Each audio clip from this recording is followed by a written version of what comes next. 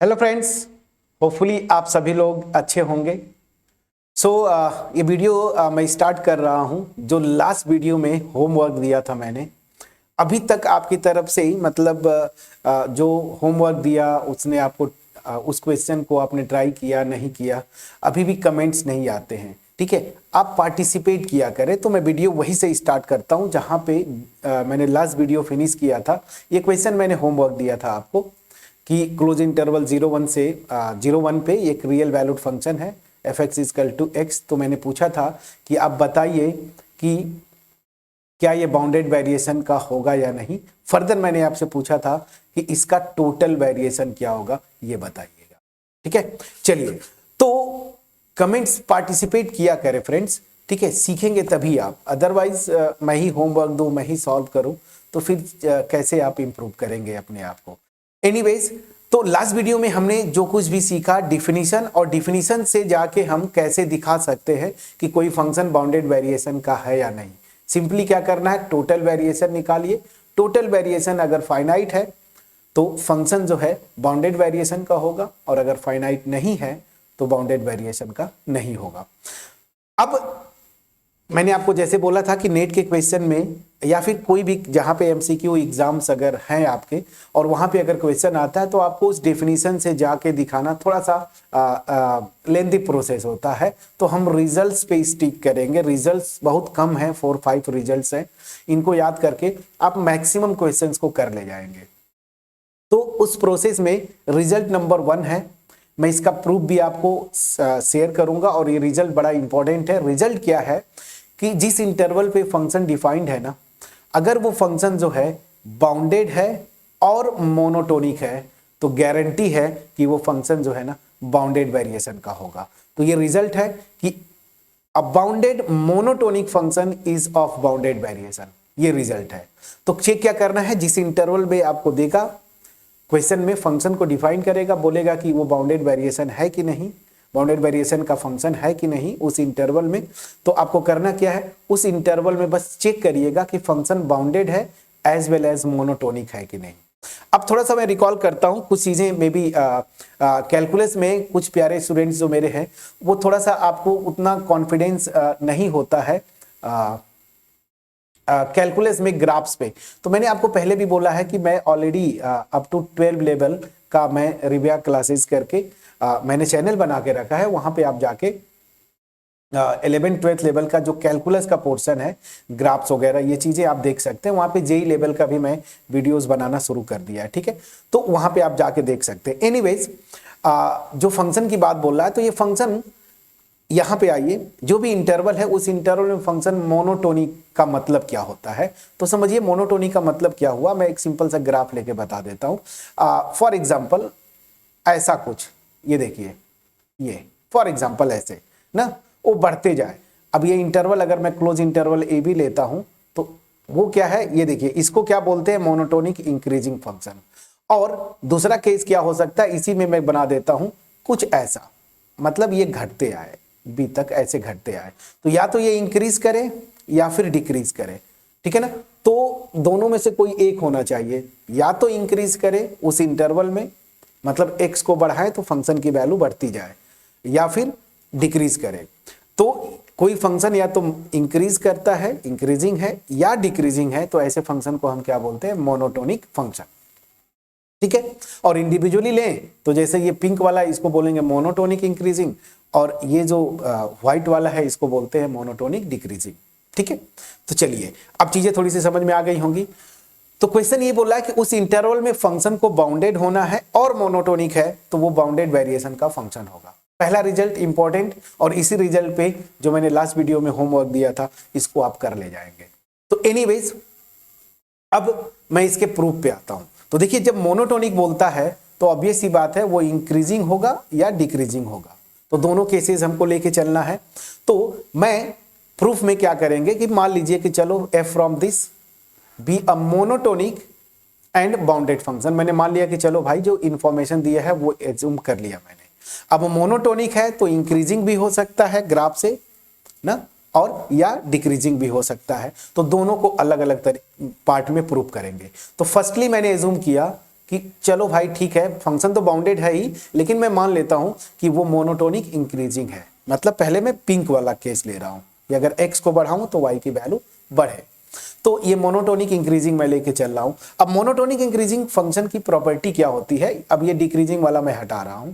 देखिए ध्यान दीजिए, जब मैं x को बढ़ा रहा हूं ना तो फंक्शन की वैल्यू बढ़ती है। डिफिनीशन यही था ना कि जब भी मैं दो इस इंटरवल में पॉइंट्स लूं x1 और x2 सच दैट जो x2 है वो बड़ा है x1 से, तो मोनोटोनिक इंक्रीजिंग में क्या होता है कि x1 पे जो वैल्यू आएगी फंक्शन की वो लेस देन और इक्वल टू हो x2 के। ठीक है ना, मतलब मैं x को बढ़ा रहा हूं तो फंक्शन की वैल्यू भी बढ़ रही है, एक जो सेंस बनता है।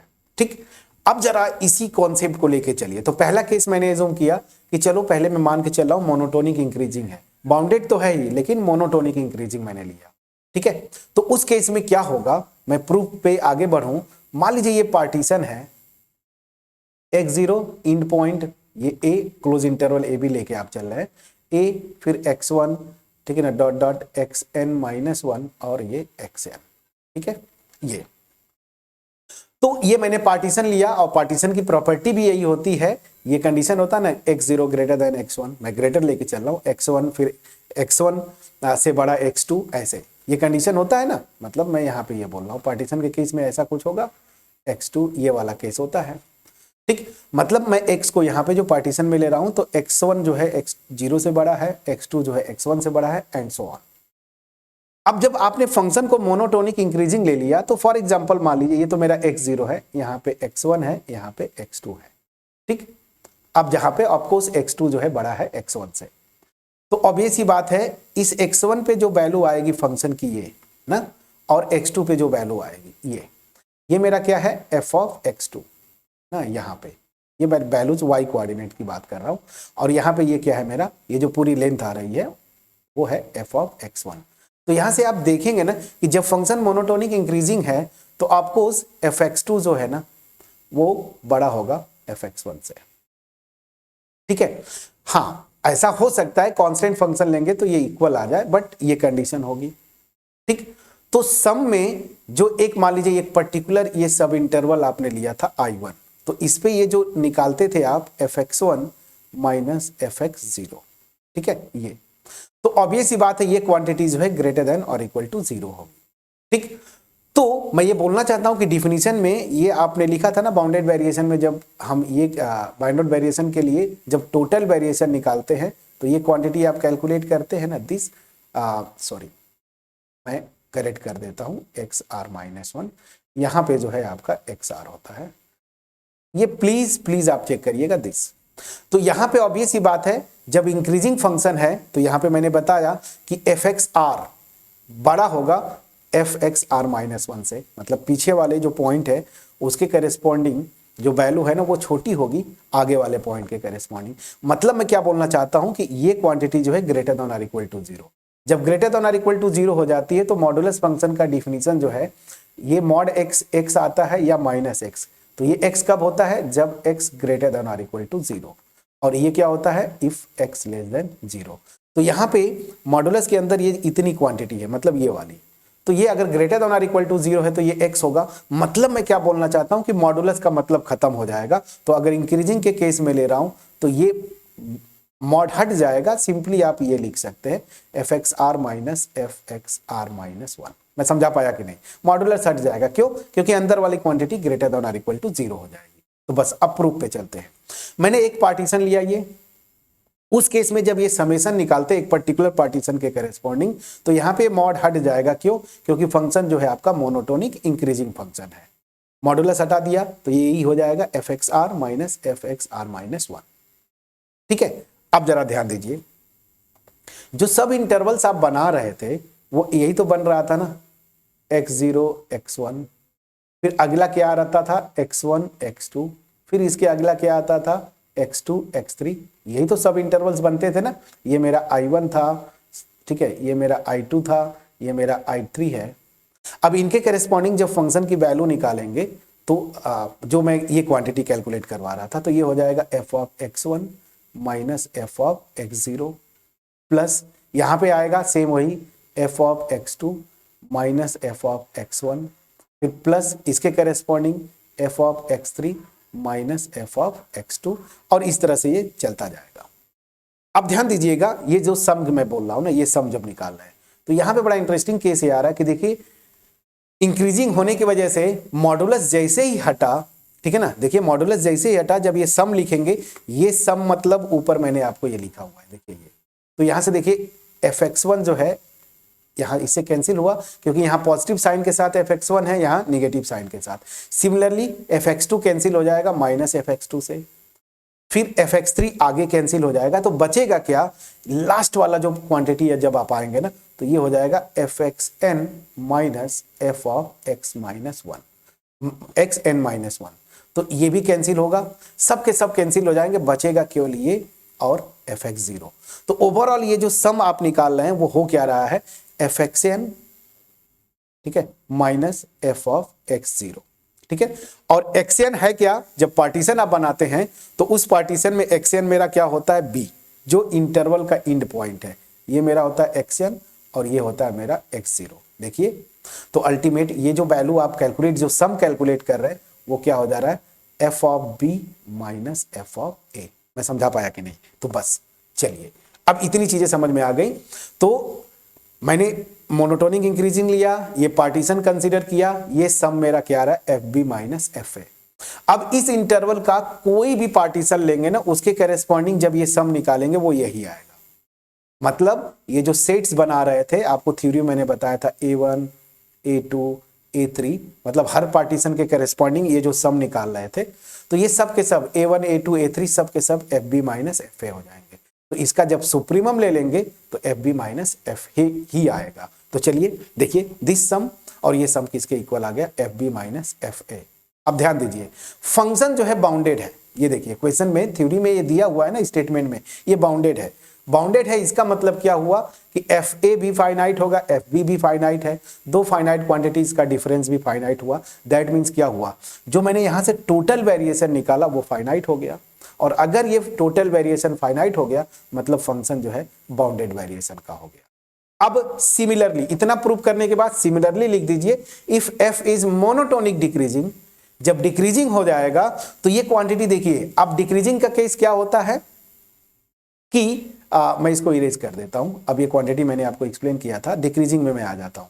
डिक्रीजिंग में क्या होगा ना, जब x को बढ़ाएंगे तो y की वैल्यू घटती है। मतलब अगर मैं ऐसे लेता हूं, x2 बड़ा लेता हूं x1 से, तो ये जो वैल्यू आएगी fx1 और fx2, तो यहां पे उल्टा लग जाता है, वैल्यू घटती है, ठीक है ना। तो छोटी वाली जो वैल्यू है x की, उसके करेस्पॉन्डिंग फंक्शन की वैल्यू बड़ी हो जाएगी या इक्वल होगी, ठीक है ना। तो यहां पे क्या होगा, जब ये मॉडुलस मैं ले रहा था ना, ये देखिए मॉड वाला क्वांटिटी ये, तो चूंकि fxr मतलब xr और xr माइनस 1 में xr बड़ा है, तो इसके करेस्पॉन्डिंग वैल्यू लेस देन और इक्वल टू होगी। तो मतलब आपका क्या होगा, मॉडुलस फंक्शन जो मैं आपको एक्सप्लेन कर रहा था, तो ये माइनस साइन आ जाएगा, माइनस साइन आएगा मतलब यहाँ पे माइनस हो जाएगा। तो इस केस में क्या होगा, सब कुछ वैसे ही चलेगा, आपको टेंशन नहीं लेना है। बस वहां पे क्या आएगा कि fx0 पॉजिटिव हो जाएगा, जब यहाँ माइनस आप लगा देते ये पॉजिटिव हो जाएगा, fxn जो है ये निगेटिव हो जाएगा। मतलब क्या हुआ कि वहां पे F A minus F B आ जाएगा और कुछ भी नहीं, ठीक है ना। अब उस केस में भी चूंकि एफ ए और एफ बी दोनों फाइनाइट क्वांटिटीज हैं, इनका डिफरेंस भी फाइनाइट हो गया, तो इस केस में भी टोटल वेरिएशन फाइनाइट हुआ। तो वही मैं लिखा हूं, similarly if F is monotonic decreasing, तो उस केस में टोटल वेरिएशन फाइनाइट होगा। दैट मीन्स मेरा थ्योरम प्रूफ हुआ। प्रूफ यही दिखाना था आपको ना कि ये फंक्शन कोई अगर बाउंडेड है उस इंटरवल में और मोनोटोनिक है तो वो बाउंडेड वेरिएशन का होगा। मतलब क्या हुआ कि उस फंक्शन का जो मैं टोटल वेरिएशन निकालूंगा वो फाइनाइट होगा। तो मैंने बाउंडेड तो लिया ही लिया, लेकिन उसके साथ साथ मोनोटोनिक को दो पार्ट में ब्रेक किया, एक बार मोनोटोनिक इंक्रीजिंग और दूसरी बार मोनोटोनिक डिक्रीजिंग। मोनोटोनिक इंक्रीजिंग के केस में भी दिखाया कि टोटल वेरिएशन मेरा फाइनाइट आ रहा है, और मोनोटोनिक डिक्रीजिंग के केस में भी दिखाया कि टोटल वेरिएशन फाइनाइट आ रहा है। दैट मीन्स फंक्शन जो है मेरा ऑफ बाउंडेड वेरिएशन का हो गया। मैं समझा पाया? प्लीज बोलिएगा। तो इस थ्योरम का मैंने प्रूव भी कर दिया। अब रही बात जो होम एग्जाम्स के पॉइंट ऑफ व्यू से स्टूडेंट्स वीडियोस देख रहे हैं तो उनके लिए तो लग रहा होगा कि वाह बहुत अच्छी बात है, प्रूफ भी मिल गया। बट जो नेट के या गेट की प्रिपरेशन कर रहे होंगे तो वो बोल रहे होंगे कि सर इसको मतलब प्रूफ देखने का कोई मतलब तो नहीं है, हमें रिजल्ट से ही काम चल जाएगा। फ्रेंड्स याद रखिए, प्रूफ देख के जब आप देखते हैं ना, कोई भी आप प्योर मैथमेटिक्स का पोर्शन कर रहे हैं, प्रूफ से बहुत सारी चीजें क्लियर होती है, ठीक है ना। जैसे मैंने आपको होमवर्क दिया था, वहां से मैं आता हूं, अब इस पे मैं आता हूं। ये बोल क्या रहा है, क्वेश्चन में था क्लोज इंटरवल 0 1 से ये फंक्शन डिफाइन किया गया है, तो क्या ये बाउंडेड वेरिएशन का होगा फर्स्ट पार्ट। अगर मैं आपसे बोलता कि टोटल वेरिएशन निकाल दो, मतलब वीएफ, तो टोटल वेरिएशन फिर कैसे निकालते। इस रिजल्ट को लगा के आप सिंपली बस इतना बता सकते हो ना कि हाँ सर ये बाउंडेड वेरिएशन का होगा, लेकिन टोटल वेरिएशन कैसे निकालेंगे। तो जब आप प्रूफ पे जाते हैं ना, तो प्रूफ से आपको पता चलता है कि टोटल वेरिएशन इस केस में, यहां पे देखिए F B minus F A है और यहां पे F A minus F B है, तो अल्टीमेट आप टोटल वेरिएशन इस केस में अगर फंक्शन बाउंडेड और मोनोटोनिक है तो यही आता है, F B minus F A. ये लिखिए और इसका मॉडुलस लगा दीजिए। रीजन ये है इंक्रीजिंग वाले केस में तो एफ बी बड़ा है तो ये पॉजिटिव आ गया, लेकिन डिक्रीजिंग वाले केस में ये देखिए ना, तो F A minus F B आ गया, यहाँ पे एफ ए बड़ा होता है तो मॉडुलस लगा देंगे, तो एक ही तरह से आप कैलकुलेट कर सकते हैं। या अगर आप याद कर लें कि अगर इंक्रीजिंग है तो F B minus F A निकालूंगा टोटल वेरिएशन, और डिक्रीजिंग है तो F A minus F B निकालूंगा। वैसे भी आप कर सकते हैं, बट यहां से तो प्रूफ से आपको पता चलता है। अब इसके एप्लीकेशन पे आते हैं जो आप इंटरेस्टेड होंगे। मैं आपको बार बार बोलता हूं कि ग्राफ से बहुत सारी चीजें क्लियर होती हैं, ग्राफ को आपको छोड़ना नहीं है, एक्स एक्सिस वाई एक्सिस। चलिए अब ये जो मेरा फंक्शन है स्ट्रेट लाइन है, y इक्वल टू एक्स, आपको पता है, ये देखिए ऐसे, ठीक है। लेकिन मुझे पूरी स्ट्रेट लाइन नहीं लेना है क्योंकि हमें डोमेन स्टिक करना है 0 से 1 पे। तो मैं यहां 0 है मेरा 0,0 और यहां मान लीजिए है मेरा 1,0, x 0 से 1 के बीच में ही, तो मैं बस जो मेरी काम की चीज है इतना ही लूंगा, ये ध्यान दीजिए। अब जैसे ही आपने ग्राफ खींचा, इस ग्राफ से आपको पता चल गया कि ये जो फंक्शन क्वेश्चन में दिया है वो बाउंडेड भी है, ऑब्वियस सी बात है, देखिए बाउंडेड भी है। अपर बाउंड इसका 1 एफ ऑफ 1, हाँ 1 ही आएगा, और लोअर बाउंड इसका 0 है, तो ये बाउंडेड है। प्लस आप देख रहे हैं x को बढ़ा रहा हूं तो y की वैल्यू बढ़ रही है, तो प्लस ये मोनोटोनिक इंक्रीजिंग है, मोनोटोनिक, ठीक है ना, इंक्रीजिंग। तो मोनोटोनिक इंक्रीजिंग मतलब मोनोटोनिक हो गया, तो बाउंडेड मोनोटोनिक हो गया। अब ये रिजल्ट आपको पता है, इस रिजल्ट से आप बता देंगे कि यस ये फंक्शन जो है ऑफ बाउंडेड वेरिएशन, तो ये फंक्शन जो है बाउंडेड वेरिएशन का होगा, ठीक है ना। तो आपने बता दिया यस ये बाउंडेड वेरिएशन का है। लेकिन मैंने जानबूझ के ये क्वेश्चन पूछा था कि आप जो है ना उसका टोटल वेरिएशन निकालिए। तो देखिए टोटल वेरिएशन के लिए अब आपको प्रूफ जब आप किए तो वहां से आपको आइडिया लग गया, तो टोटल वेरिएशन मेरा क्या आ जाएगा, इस केस में टोटल वेरिएशन जो आएगा मेरा, तो चूंकि मोनोटोनिक इंक्रीजिंग है तो हमने अभी जस्ट किया F B minus F A, ठीक है। तो यहां से एफ बी क्या होगा, ऑब्वियस सी बात है इस 1 पे, तो मतलब F of 1 minus F of 0, ए क्या है मेरा 0। फंक्शन का डिफिनीशन कांस्टेंट स्ट्रेट लाइन है तो ये मेरा 1 हो जाएगा माइनस 0, तो टोटल वेरिएशन मेरा क्या आया इस केस में 1 आया, जो कि फाइनाइट है। तो आपको इसीलिए तो हम बोल रहे हैं कि जब टोटल वेरिएशन फाइनाइट आएगा बाय डिफिनीशन, तभी तो ये बाउंडेड वेरिएशन का होगा। तो देखिए कितना यूजफुल ये रिजल्ट होगा, और जब आप प्रूफ देखते हैं ना तो कुछ एक्स्ट्रा एक स्टेप आगे आप सोच पाते हैं, इसीलिए मैं बोलता हूं प्रूफ करिए। तो यहां से टोटल वेरिएशन निकाल लिया आपने, प्रूफ देखा वहां से आपने टोटल वेरिएशन निकाल लिया, टोटल वेरिएशन जो है इसका फाइनाइट है, मतलब ये बाउंडेड वेरिएशन का हुआ। तो इस क्वेश्चन को 2 तरीके से आप कर पाए, एक तो इस रिजल्ट को लगाया कि यस जो क्वेश्चन में फंक्शन दिया है वो बाउंडेड है उस इंटरवल में, एज वेल एज मोनोटोनिक है, मोनोटोनिक इंक्रीजिंग इन फैक्ट, तो उस रिजल्ट से बाउंडेड वेरिएशन का हो गया, ठीक है। लेकिन अगर मैं टोटल वेरिएशन निकालना चाहता तो फिर आप प्रूफ से गए और मैंने निकाल के बताया। क्लियर? आप बोलेंगे सर ठीक है एक एग्जांपल आपने करवा दिया इजी, एक और एग्जांपल करवा दीजिए। तो एक एग्जांपल बहुत सारा कर सकते हैं। चलिए मैं छोटा सा एग्जांपल लेता हूं। एफ में डिफाइन कर रहा हूं क्लोज इंटरवल 0 से π/2, ठीक है। रियल वैल्यू मैं ले लेता हूं और फंक्शन डिफाइन मैंने किया F X is equal to sine X. cos x भी आप लिख सकते थे, कोई बात नहीं, मैं sin x लिखा। अब देखिए, अब sin x आ गया। अगर ये रिजल्ट पता नहीं होता तो आपको कंफ्यूजन होता, बड़े परेशानी में फंस जाते आप। लेकिन जब ये रिजल्ट कर लिया आपने, तो मुझे क्या चेक करना है, ये फंक्शन इस इंटरवल में बाउंडेड और मोनोटोनिक हो। मोनोटोनिक भी याद रखिए, या तो केवल इंक्रीजिंग या तो डिक्रीजिंग। मोनोटोनिक में दोनों नहीं होना चाहिए कि इंक्रीज भी करे कुछ पार्ट पे, कुछ में डिक्रीज नहीं, या तो इंक्रीज करे केवल या तो डिक्रीज करे। तो मैं जानता हूं भाई साइन एक्स का ग्राफ खींचना, मैं पूरा खींच देता हूं, उसके बाद फिर मैं जो जरूरत की पार्ट होगी, साइन का ग्राफ ऐसे जाता है, इधर जाएगा। मैं π/2 जानबूझ के लिया था, ये देखिए 0 से π/2, 0 से π/2 में मेरा जो इसका ग्राफ आएगा बस इतना ना, ये देखिए। और मैं देख रहा हूं कि 0 से अब इसको इरेज कर दिया क्योंकि ये काम इसका खत्म हुआ, ठीक है, ये देखिए बस इतने ही कर दिया। अब देख रहा हूं मैं कि 0 से ये देखिए ऐसे बढ़ता है, ओह ठीक है, ये π/2 तक बढ़ता है, साइन आपको पता है। तो मैं देख रहा हूं कि इस थ्योरम को लगा दूंगा, इस इंटरवल में ये फंक्शन बाउंडेड, मोनोटोनिक इंक्रीजिंग है, मोनोटोनिक इंक्रीजिंग है, शॉर्ट में ऐसे लिखते हैं, मोनोटोनिक इंक्रीजिंग हो गया तो ये फंक्शन बाउंडेड वेरिएशन का हो गया, तो ये फंक्शन बाउंडेड वेरिएशन का हो गया। अब मैं यहां से मैं बोलता कि टोटल वेरिएशन निकालो, तो अभी आपने जब थ्योरम प्रूव किया इंक्रीजिंग है, तो f of π/2 minus f of 0, मतलब साइन π/2 माइनस साइन 0। साइन 90 की वैल्यू कितनी होती है 1, और माइनस साइन 0 की वैल्यू 0, तो इसका भी टोटल वेरिएशन फाइनाइट आ गया, मतलब ये बाय डिफिनीशन भी चले गए हम, बाउंडेड वेरिएशन का ये हो गया। और इस रिजल्ट को लगा के मैं तुरंत ही बता दिया ग्राफ खींच के। मैं समझा पाया कि नहीं? एक और एग्जांपल जो कि होमवर्क होगा, आप बताएंगे इसको। मैं थोड़ा सा घुमाता नहीं हूं, मतलब आसानी है, आप कोशिश करिएगा।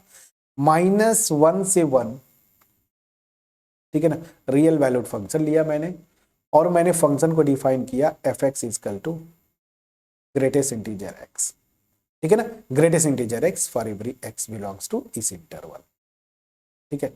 अब आपका होमवर्क क्या है, क्या ये फंक्शन बाउंडेड वेरिएशन का है, पहला पार्ट, और दूसरा पार्ट फाइंड। अगर है, नहीं भी है तो भी आप, अगर नहीं होगा तो क्या होगा, इसका जो टोटल वेरिएशन होगा वो इनफाइनाइट आएगा ना, तो आपको टोटल वेरिएशन भी निकालना है, दो चीज। तो अब चीजें इतना समझा दिया मैं आपको, फंक्शन का ग्राफ आपको पता है, एवरीथिंग। तो यहाँ पे इस क्वेश्चन का आंसर मैं कमेंट सेक्शन में जरूर चाहूंगा। पहली चीज कि क्या ये बाउंडेड वेरिएशन का है, और अगर है या नहीं है, दोनों केसेस में आप टोटल वेरिएशन इस फंक्शन का निकाल के आप बताएंगे, ठीक है। मेरे ख्याल से इजी है, मैं कुछ घुमाया नहीं, जुबान से निकल गया, घुमाया नहीं, फंक्शन चेंज किया है बस, आप जरूर बताएंगे। तो होपफुली ये जो एक रिजल्ट है, मास्टर रिजल्ट्स में इनको लिखिएगा, आप नोट बनाइए, खास करके जो नेट वाले हैं, तो ये बड़ा यूजफुल रिजल्ट होगा कि किसी इंटरवल में फंक्शन अगर bounded as well as monotonic है तो वो बाउंडेड वेरिएशन होगा। मैंने जो भी एग्जांपल्स लिए ना, इजी एग्जांपल्स, ताकि आपके पास पहुंच जाए। मैं 2-3 क्वेश्चंस नेट के लास्ट में करवाऊंगा, तो अच्छे क्वेश्चंस भी मिल जाएंगे, बट आपको समझाना है मुझे, तो मैंने इस तरीके से किया। तो कैलकुलस एनीवेज मतलब रियल एनालिसिस, जहां पे फंक्शंस आए, ग्राफ्स आपको कमांड होना चाहिए। अगर ग्राफ्स खींच लेते हैं तो इजिली आप विद इन सेकेंड्स कर ले जाते हैं, ठीक है ना। तो ग्राफ्स पे फोकस करें। हालांकि मैंने यहाँ पे भी ग्राफ्स वगैरह बताया, इस चैनल पे भी, अदरवाइज मैं रिव्याज क्लासेज जो है वो अप टू 12 लेवल जेई के अभी मैं सर्कल वगैरह पढ़ा रहा था। थोड़ा सा समय इस समय थोड़ा बिजी चल रहा है मेरा शेड्यूल, तो बस मैं वीडियोस कम, थोड़ा सा इंटरवल्स जो है थोड़ा सा ज़्यादा हो गया, 3-4 डेज हो जा रहा है, तो वहाँ पे भी थोड़ा सा कम समय पे मैं वीडियोस, कम समय नहीं, थोड़ा ज़्यादा इंटरवल पे आ रहा है, पर ठीक है, विद इन 1 मंथ मैं बिल्कुल टाइम पे पंक्चुअल हो जाऊंगा। तो 2 से 3 दिन में एक वीडियोस मैं कोशिश करूंगा करने की, ठीक है। तो चलिए, अगर मेरा एफर्ट आपके पास पहुंचा, और वीडियो को लाइक जरूर करिए, फ्रेंड्स के साथ शेयर करिएगा, और कमेंट सेक्शन में जरूर आप कमेंट करके बताएंगे कि इसका आंसर क्या है। पार्टिसिपेशन आपका जरूरी है। होपफुली मेरा एफर्ट आपके पास पहुंच पाया होगा। एक और मास्टर रिजल्ट जो कि गेट के नेट, स्पेशली नेट में ज़्यादातर क्वेश्चन आता है, तो नेट के लिए जो यूजफुल होगा, ठीक है ना, डेरिवेटिव्स को लेके वो रिजल्ट है। तो मिलते हैं नेक्स्ट वीडियो में, तब तक अपना ख्याल रखें, पढ़ाई करते रहें। Thank you so much friends.